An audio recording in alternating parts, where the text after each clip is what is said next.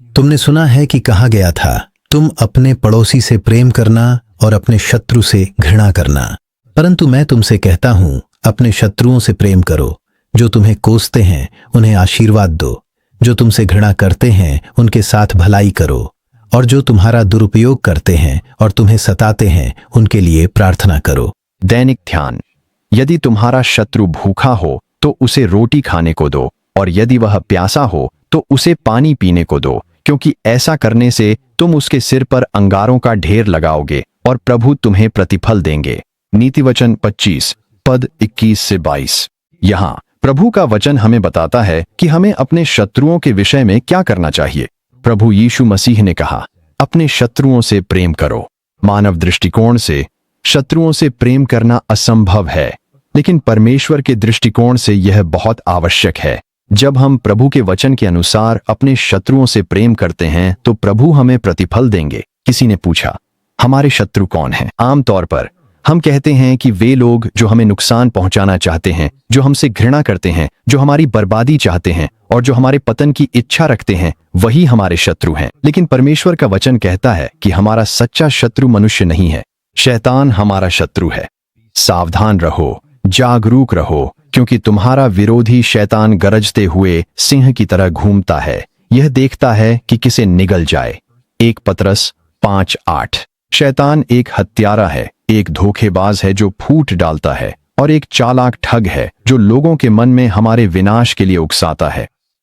हमें नष्ट करने के लिए शैतान हमारे साथी मनुष्यों का उपयोग करता है, इसलिए उनके कार्यों में हम शैतान के कार्यों को देखते हैं।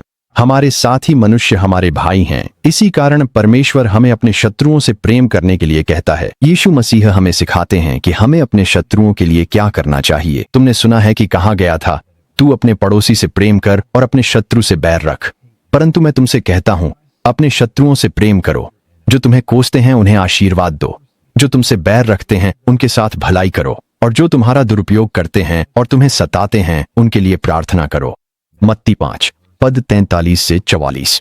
परमेश्वर का वचन हमें सिखाता है कि हमें उनसे जो हमसे बैर रखते हैं, जो हमारी विनाश की कामना करते हैं या जो हमारे पतन की इच्छा रखते हैं, न तो शाप देना चाहिए और न ही कटुता से बोलना चाहिए, यह कहते हुए कि उन्हें उनके कर्मों का फल मिलेगा।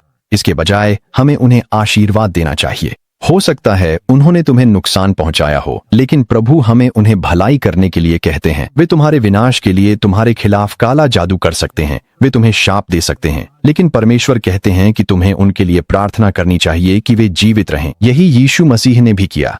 तब यीशु ने कहा, पिता, इन्हें क्षमा कर, क्योंकि ये नहीं जानते कि ये क्या कर रहे हैं। और उन्होंने उसके वस्त्र बांट लिए और उन पर चिट्ठी डाली। लूका 23 पद 34। जब आप अपने शत्रुओं के साथ परमेश्वर के वचन के अनुसार व्यवहार करते हैं तो प्रभु आपको प्रतिफल देंगे, ताकि तुम अपने स्वर्गीय पिता के पुत्र बनो, क्योंकि वह अपना सूर्य बुरे और भले दोनों पर उदय करता है और धर्मी और अधर्मी दोनों पर वर्षा करता है। मत्ती 5 पद 45। प्रभु यीशु मसीह की अनुग्रह, पिता का प्रेम और पवित्र आत्मा की सहभागिता आपके साथ बनी रहे। आमीन।